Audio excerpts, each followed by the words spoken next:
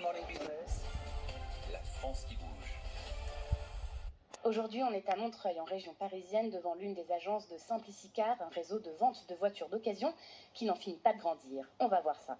Vous pouvez m'ouvrir que je jette un œil, on ne sait jamais.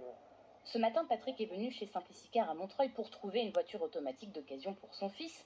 L'affaire est vite réglée. En quelques minutes, il repart avec une Rover rouge pour 3 000 €, l'une des voitures premier prix de l'agence de Montreuil, où on peut aussi trouver des Porsche à 200 000 €.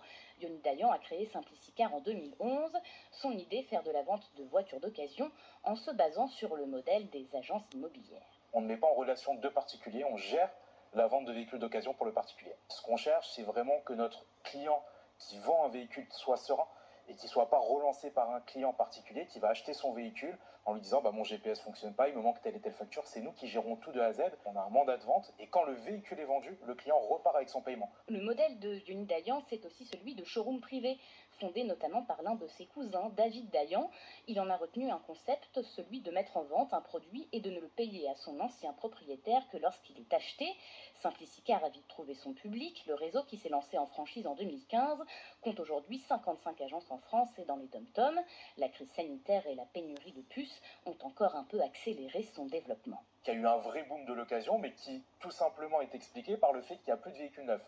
On sait qu'il y a eu la crise des semi-conducteurs en Asie, des pièces détachées qui n'étaient plus fabriquées ou qui ont pris des prix énormes. Les clients ont eu des rebonds de livraison. Sur un véhicule classique, on était à 3-6 mois. Aujourd'hui, on est à 1 an et demi.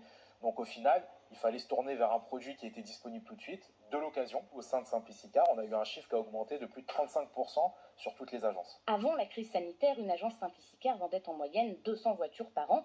Aujourd'hui, cela va de 300 à 500 voitures. Et si le marché de l'automobile d'occasion ralentit depuis quelques mois, Yoni Dayan ne se dit pas impacté.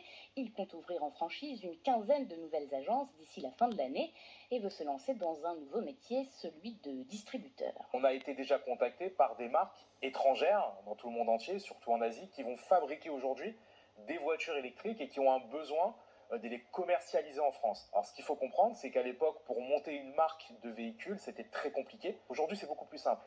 On sait qu'une voiture, c'est des batteries. Et des batteries, c'est des piles. Donc il suffit d'acheter des batteries chez n'importe quel fabricant de batteries, une caisse automobile, un volant 4 roues, et on a une marque électrique. Simplicicar devrait accueillir dans ses agences ces nouvelles voitures électriques d'ici 2023.